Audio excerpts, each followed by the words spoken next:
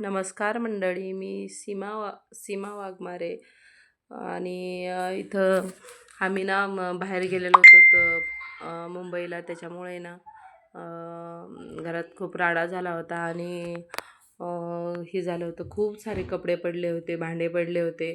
तर सगळ्यात आधी तर मी अंघोळ वगैरे करून घेतली आणि डोकं 8 दिवस झालं धुतलं नव्हतं मी. खूप असं खराब झालं होतं हळदीच्या ह्यानी त्यानी नाही का, हळद वगैरे खेळल्याने. आणि मग मी केस धुतले नव्हते. असं मुंबईचं पाणी कसं आहे काय आहे त्याच्यामुळं, तर म्हणलं इथं आल्यावरती केस वगैरे धुवून काढले छानपैकी.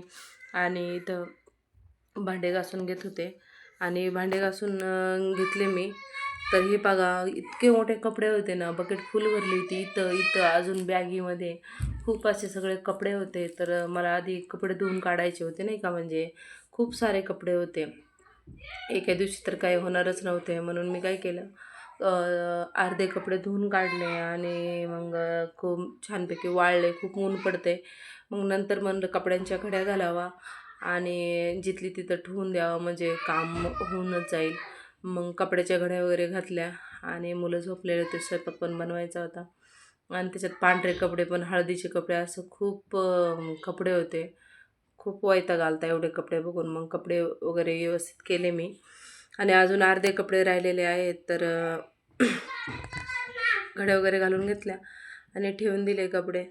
तर आजच्यासाठी एवढंच. Bye bye.